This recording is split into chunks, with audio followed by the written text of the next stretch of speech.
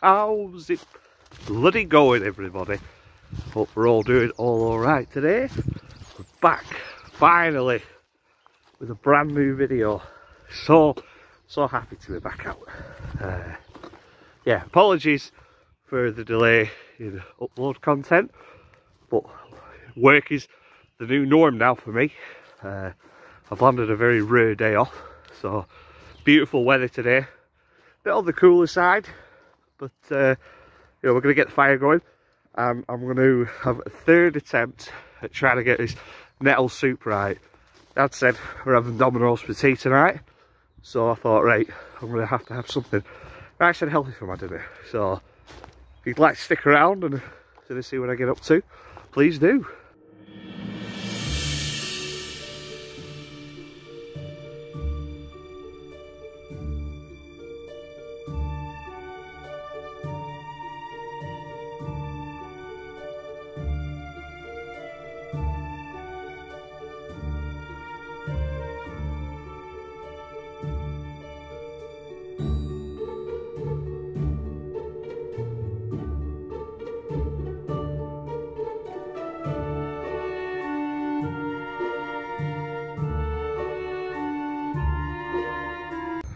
So I'm currently closing in on week 6 in my new job. Feeling very settled. I'm sort of in with the role now. You know, like I've gotten to know everybody quite nicely, and I also got Employee of the Month, which was lovely. And I've never ever really had that kind of praise before in any job. And as I've said many times on this channel, sort of my predominant career has always been with animals, and you know, like a bit of a side note, is this really a bit of a tangent, but the problem with working with animals, it's never the animals, it's the people. I tend to find a lot of people that work with animals, they're in it for the wrong reasons. They're either just in it for the paycheck, or they don't give a shit, pardon my French, but it's something I feel very strongly about, because I've seen it time and time again in lots of animal jobs I've worked. You know, generally, if you have a genuine passion for animals, you're typically shunned, which, you know, is awful. But anyway, the point I'm making is, you know, like now that I'm working in care, looking after young adults with mental health needs, vulnerable adults I should say, I couldn't imagine doing anything different, to be honest with you. I mean, like the fact that I got Employee of the Month, I suppose that's validation that I must be quite good at this job. Even got a little trophy as well, which was lovely. And an Amazon gift voucher. There's your incentive for getting Employee of the Month. But it's actually quite ironic, is this, because we're actually just walking right past the spot where I had my British Bigfoot sighting. Right there behind us. That alcove, that break in the rhododendrons, that's where his big hairy head was. And like I say, I've been in my new job for about 6 weeks now. And, you know, the team, if you like, they know what I'm about now. Excuse me. You know, they all love my animals. You know, walking, bushcraft, wild camping, nature. We also had the Bigfoot chat as well. They know about the big guy. Surprisingly, nobody has fallen off of their chair yet, that I've told so far. Everybody is generally very open-minded to it and accepting of it. Which again is lovely, because I'm used to just sort of being laughed at when it comes to this topic. I'm trying to preach the truth about what's out in our countryside.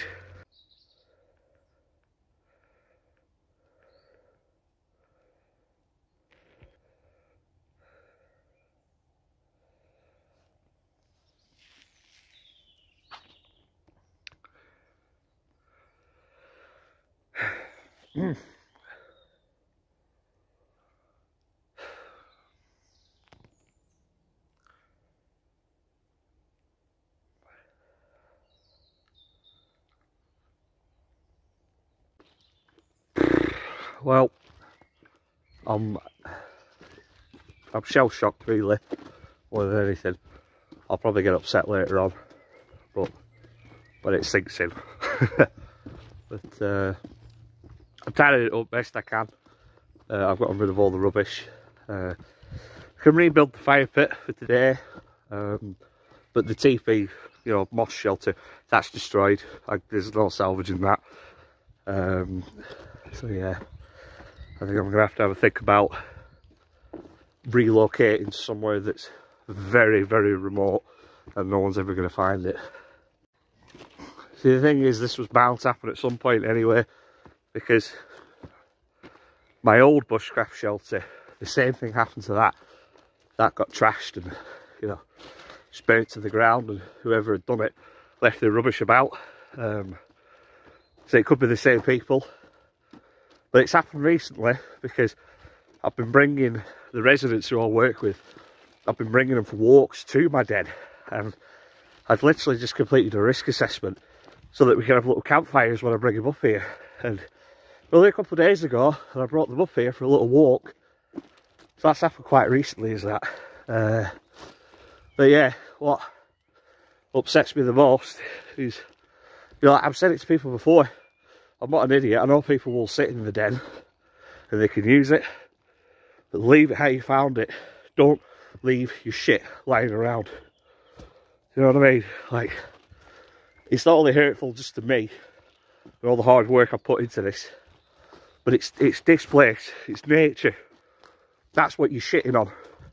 And you don't have a right to be here when you do stuff like that. Man, really, really, really upsets me. But like I say, you know, this is the risk of having a bushcraft shelter in a country park, I guess. And I've never wild camped up here before, ever. For this reason, because I know that there are selfish twats who come in here at night and do this sort of stuff. You know, they don't like respect this place, and you know, like people, you know, like rat on me for having little itty bitty bushfires in a woodland that is, you know, pretty cold throughout the year, damp, whatever. And then obviously whoever's done this, there must have been a lot of them, because there's a lot of booze that's been put away that I've just cleared up.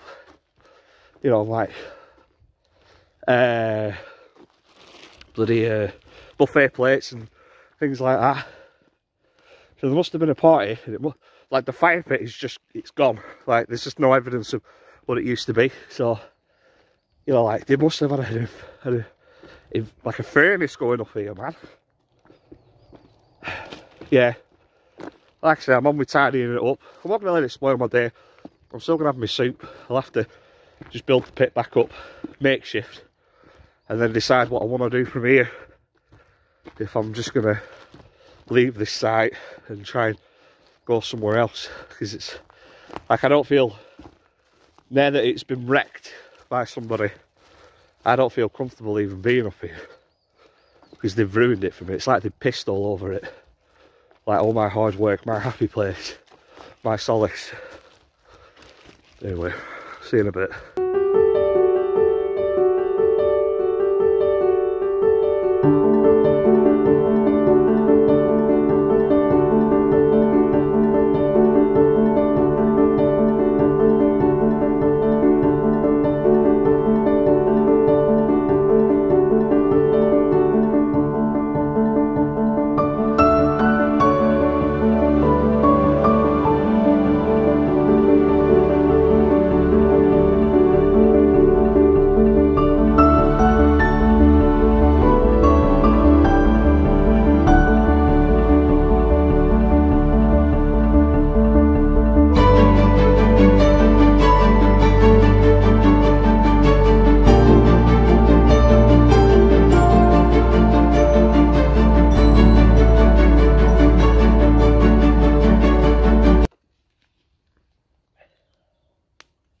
Right, let's give it a go, see what it's like.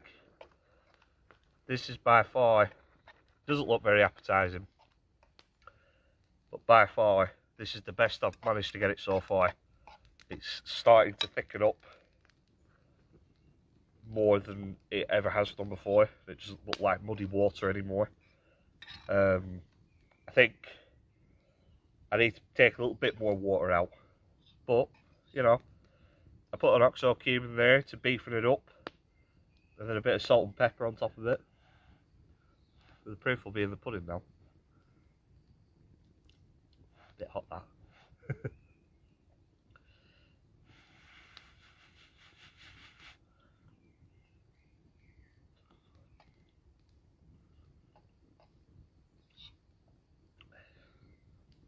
bad that. The last time I made this, I had boiled the nettles for long enough so the stings were still on them, and I just spat it out, threw it away, and just opened a bag of crisps and soaked.